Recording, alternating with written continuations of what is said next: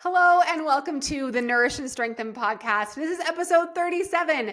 And in the last two episodes, we have gone into lots of details about the first two phases of your fitness journey. And today, I am super excited to talk you through my favorite phase of your journey.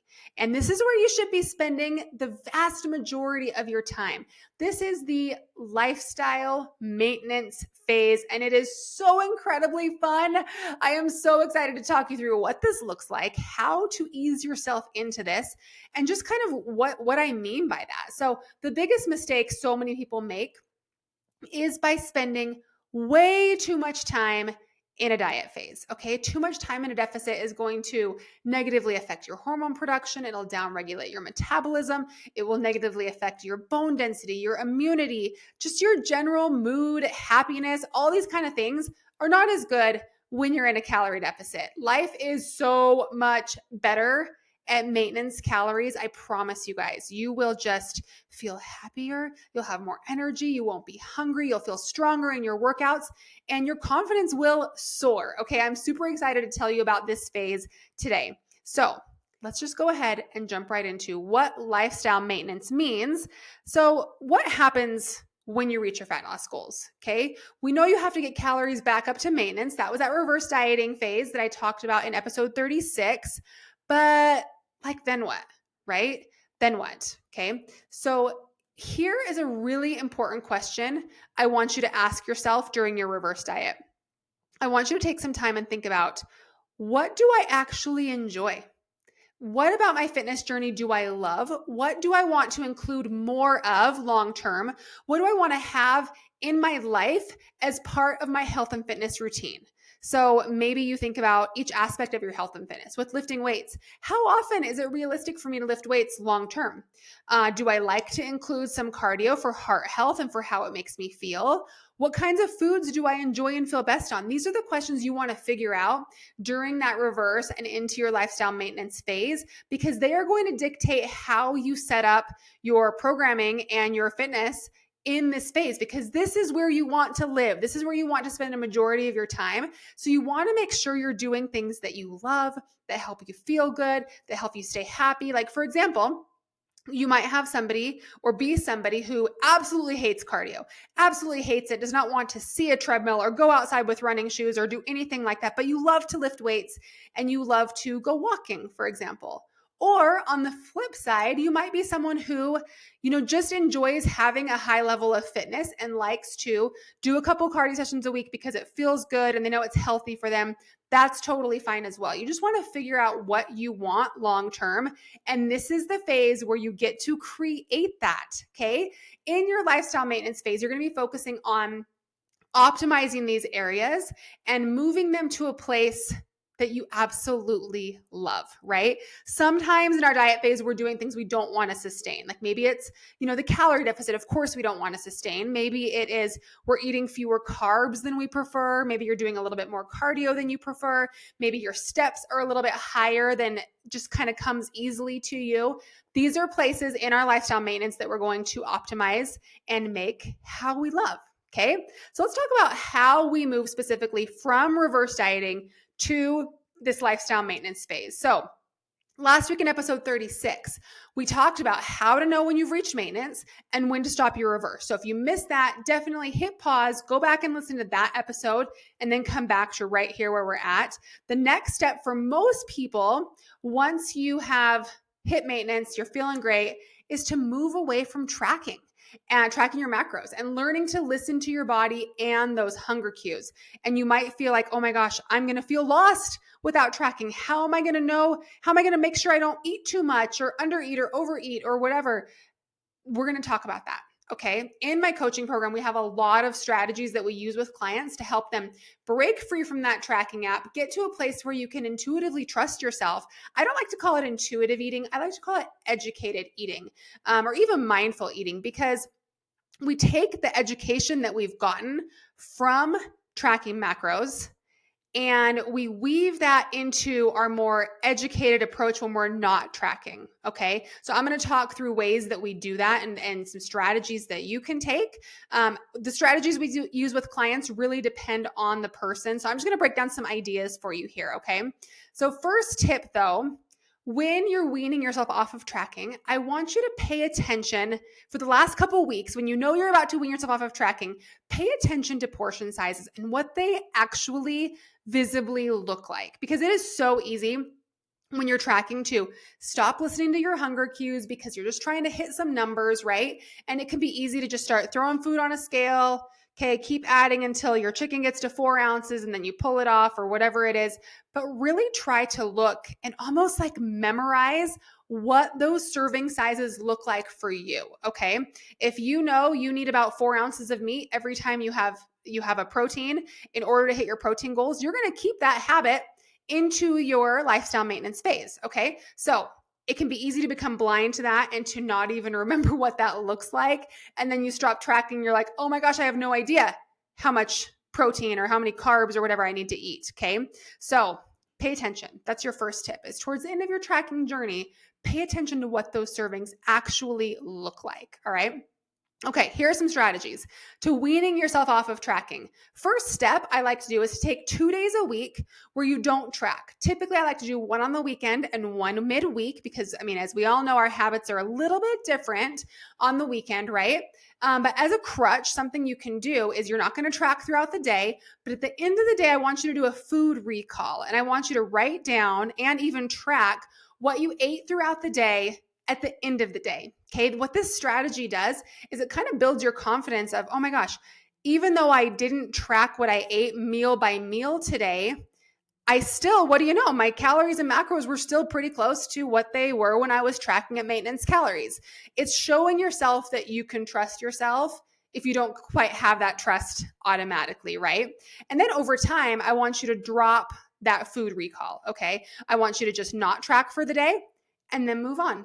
And slowly over time, I want you to track fewer and fewer days throughout the week. So in the beginning, you might just not track once on the weekends and once during the week. Then go ahead and add another day, then another day. And pretty soon you'll find that maybe you track your calories and your macros on like Monday just to kind of get a reset. And then over time, you'll find that you are totally fine without tracking at all. So the key here is weaning yourself away from that and building up the confidence in yourself that you can do it. And just because you're not tracking doesn't mean you're going to have a full-on like binge fest. Okay, so that's the idea there with the weaning.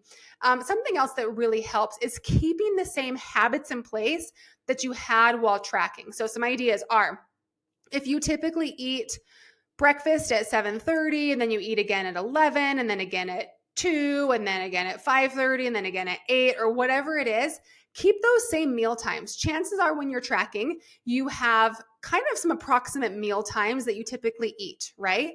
Keep those same meal times, because what that's going to do is that's going to alert you to when you're not tracking. If it's between your typical meal times, it's going to allow you to kind of check in and be like, hey, wait a minute. Am I truly hungry? Because I did just eat like an hour and a half or two ago, and it was a good substantial meal. Maybe I'm just bored. Maybe I'm feeling some anxiety. Maybe I'm kind of sad. Maybe I have a different emotion that I need to address instead of actual hunger. Okay, so that's where the meal times can really, really help. Just keeping that consistency there. Like also if you have a number of recipes that you know that work for your maintenance calories and macros, keep using those. Oftentimes we have, a handful of breakfasts, a handful of lunches, a handful of snacks, that we just kind of have on repeat. Keep using those same recipes that you tracked at maintenance because you know they're good serving sizes for you for your maintenance goals. Okay. Keep the same sizes of servings of protein. That's kind of why I talked a minute ago about really just kind of visually memorizing what, for example, 4 ounces of chicken looks like, what a tablespoon of peanut butter looks like, what, 60 grams of avocado looks like. Memorize that. And that will help you so much as you transition away from tracking. Okay. It's also really important to kind of relearn how to listen to your hunger cues. So when you're not tracking, it can get super easy to kind of forget those hunger cues because you're focusing on hitting your numbers and you got to hit X amount of calories and X amount of protein, right? that it's easy to kind of forget, am I hungry? Am I satisfied? Am I full? And kind of tuning into those natural cues. So as you're finishing up tracking, I want you to relearn to pay attention to those things. Okay. So I have some mindfulness tips that will help you learn to listen to those hunger cues. So you want to, focus on how hungry you are before a meal, how satisfied you are at the end of the meal. If you're trying to have multiple tiny meals throughout the day, that might not be the best strategy for you because maybe you're never really getting satisfied or sufficiently, full from your meal. So you're always feeling a little bit hungry. Okay. These are some things that you can tweak as you go into your lifestyle maintenance. So a couple mindfulness tips here. Don't eat standing up. Okay. If that's a rule that you have for yourself, that's going to keep you from eating at the pantry, eating at the fridge, snacking on things while you're making your kids' food. It's going to just cut back on the the mindless eating, snacking, BLTs, that sort of thing. Another one along those same lines is only eat off a plate. This is going to help you not reach your hand into the bag of chips. It's going to help you not grab for the little candies. If you have to physically put what you're eating on a plate and sit down, it's going to make you tune into, do I really want this? Am I truly hungry? Is this what I want as part of my next meal? It just adds that element of thoughtfulness and mindfulness to it.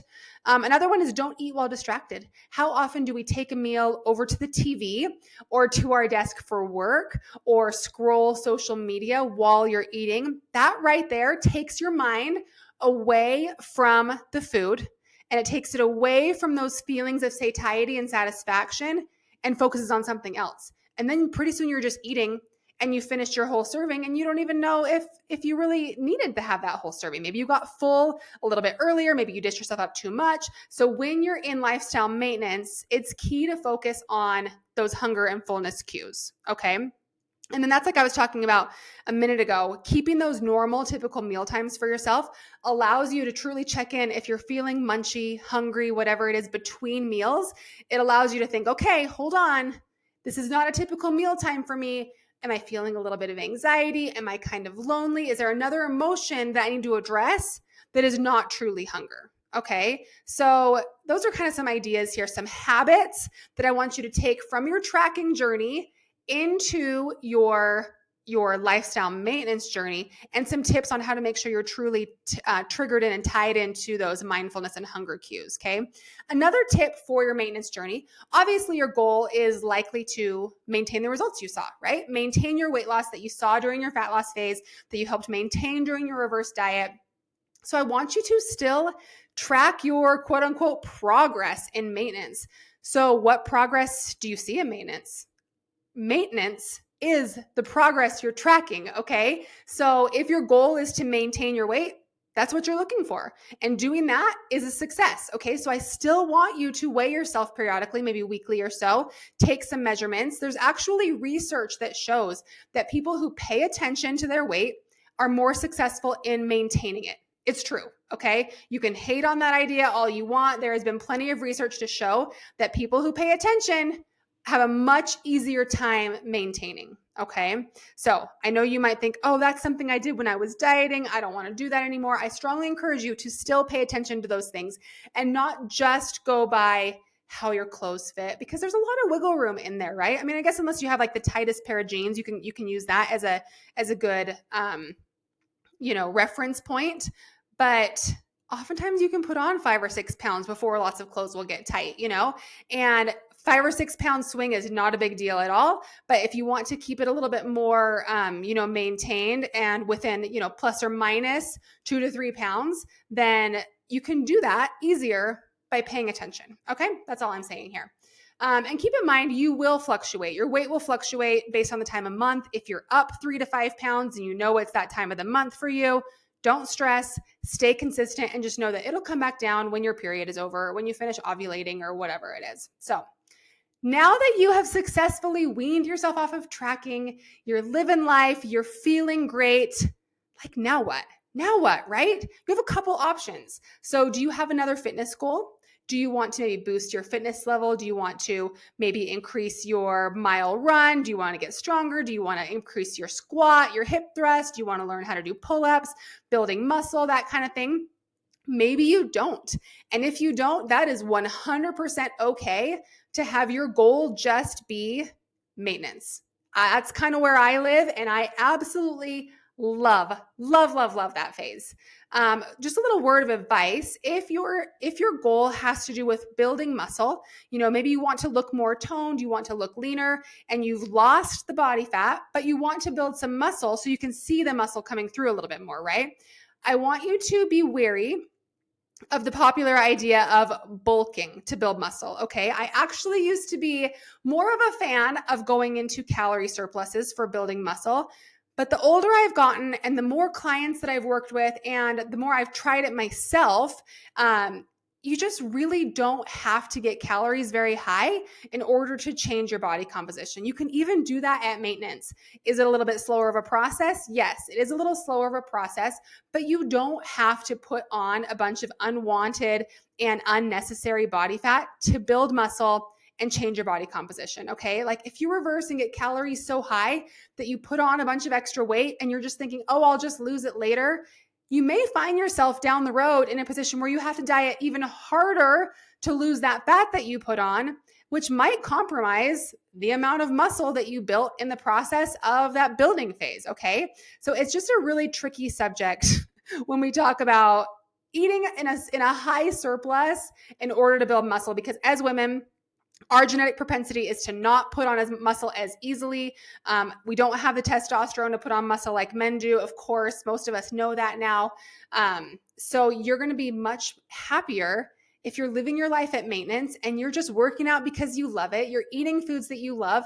And slowly over time, you can change your body composition. Okay. Like I said, it's going to be a little slower, but you're going to feel so much more confident through the whole process. And you're just going to feel happier about it, assuming you can tune in your mind to that patience and that long-term perspective, okay? So another question I want to answer here is, how long do I stay at maintenance before dieting again? Okay, this is a really good question, and it really depends on your goals, okay? If your long-term goal, like you've reached your goal and your long-term goal is just weight maintenance, you're going to do what I've been talking through. You're just going to live here. You may find a time, where maybe you've been on a couple vacations in a row, or maybe you've loosened up things a little bit more than you meant to. You've had the holidays, you've had a lot of stuff going on, and you gain, more than you like in your little wiggle room or your little wiggle room area, right? You can do a little mini cut. Okay, there's no problem if in a maintenance phase. I've been maintaining my weight for, probably 3 or 4 years now, but I have done a few short, 6 to 8 week mini cuts where you drop into a deficit for a short period of time, lose a few pounds, get back to your happy place, and then move on. Okay. So that's totally fine and normal. All right. You just want to make sure you don't do super prolonged deficits. Just want to get in, get out. Right. Now, if your goal is continued fat loss, let's say you have a bigger weight loss goal and you want to do it in phases, which is a great way to do it. It's what I personally did when I found myself, I had gained that weight and I wanted to lose about 35 pounds or so. I did it in 3 different phases. And I spent about 6 months at maintenance between each of those phases. So yes, it means the journey takes a little bit longer, but you do it in a much healthier way. So if you move to maintenance to boost your metabolism, upregulate your hormones, give your body a break from a prolonged diet phase, if this is the case, I want you to keep your calories at maintenance for as long as you can mentally handle it before moving back into a deficit, okay? You're not going to really effectively boost your metabolism if you don't actually keep your calories up at maintenance level and allow your body to actually adjust to that maintenance level, okay? Everyone is different, but I would say at least 4 months, ideally 6 or even more is ideal for, resetting that metabolism, upregulating your hormones, and really just getting your body used to those maintenance calories before you drop back down into a deficit again for continued weight loss. If you drop down too soon, what's going to happen is the same issues you had at the end of the diet phase that made you want to stop that diet phase are going to come back. So maybe you had poor digestion. Maybe you had just really slow and lack of progress. Maybe you were super moody and anxious and just didn't feel that great. If you don't give yourself long enough at maintenance, all of those things are going to come back right away. Okay. So it's super important. The more time you spend at maintenance, the easier time you're going to have on fat loss in the future. Okay. So I hope this was helpful, you guys. And I hope you spend lots and lots and lots of time at maintenance and really enjoy fueling your body with healthy foods and fun foods and enjoy that added flexibility that comes with those higher calories and doing things that you truly love in your workouts. So that is the end, guys. That is the end of my 3-part series on your fitness journey. If you need help with any stage of this journey, just hit me up on social, guys. I'm happy to answer any questions you have. We can even jump on a call and chat more about your specific situation and what you should do next. We do free strategy calls with my team. There's a link to apply for that free strategy call in the show notes below. So check that out. Just click on it. Very, very low pressure. We just like to chat and, see where you're at, what you're struggling with, what your goals are, and how we can possibly help. So till next week, guys, I will talk to you later. Bye-bye.